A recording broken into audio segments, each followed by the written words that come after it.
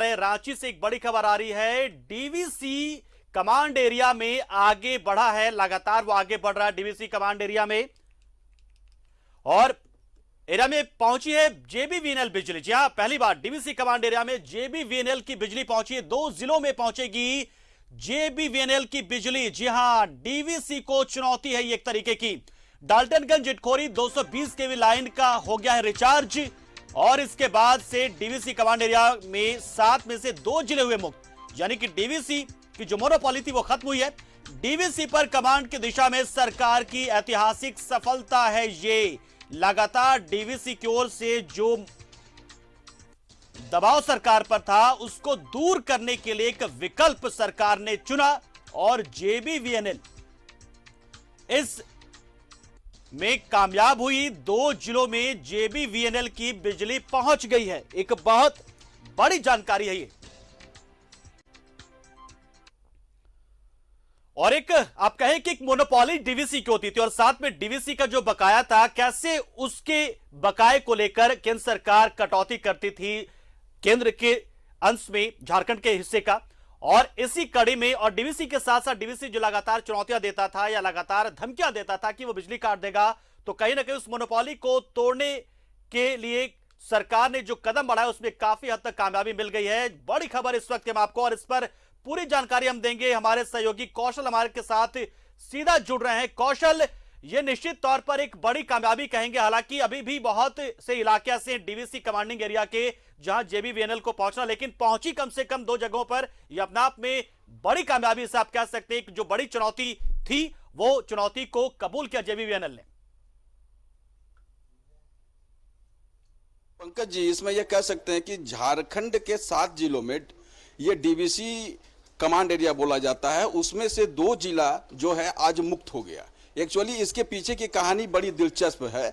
जब पिछले साल 2020 में जब केंद्र सरकार ने आरबीआई के खाते से डीवीसी को उसका बकाया वसूल किया, तो उसी समय मुख्यमंत्री ने यह निर्देश दे दिया था कि आप डीवीसी कमांड एरिया में अपना नेटवर्क खड़ा कीजिए ताकि उसके मोनीपोलो को खत्म किया जा सके। क्योंकि बार बार डीवीसी के साथ ये होता था कि बकाया को लेकर जेबीवीएनएल को नोटिस दिया जाता था। नोटिस के कारण जो है कहीं ना कहीं उपभोक्ता जो है इसको लेकर सहते थे। इसलिए झारखंड सरकार ने उसी समय मुख्यमंत्री हेमंत सोरेन ने उसी समय निर्देश दे दिया था कि डीवीसी में अपना नेटवर्क झारखंड बिजली वितरण निगम खड़ा करे। इस दिशा में ये प्रयास हुआ था। मजे की बात यह है कि ये 2012-13 की योजना है।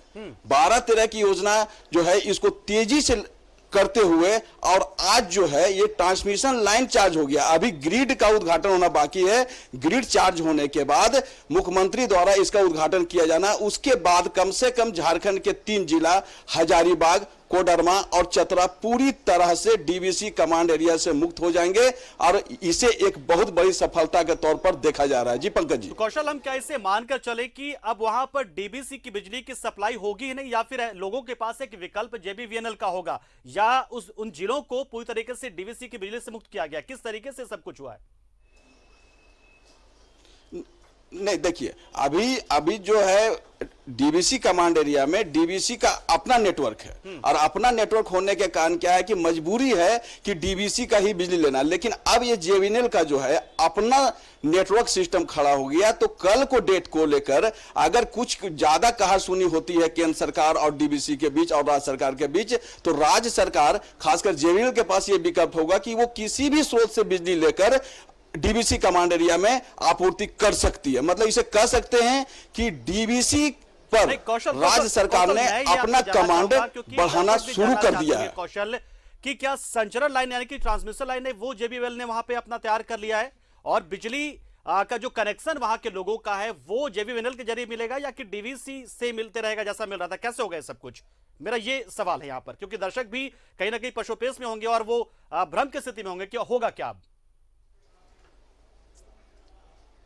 नहीं, चूंकि अभी भी जो डीवीसी बिजली आपूर्ति करती है उसका भुगतान जेबीएनएल करता है, तो अभी जो कनेक्शन है, कनेक्शन ज्यादा इंपॉर्टेंट नहीं है। अभी था कि नेटवर्क सिस्टम जेबीएनएल का नहीं था इन 7 जिलों में, तो नेटवर्क सिस्टम जब अपना खड़ा हो गया तो जेबीएनएल अपना बिजली अब आपूर्ति कर सकेगा। तो निश्चित है कि आने वाले दिनों में डीवीसी कमांड एरिया के जितने भी कंज्यूमर हैं वो डीवीसी कमांड एरिया के अधीन ना रहकर वो जेबीएनएल के अधीन आ जाएंगे।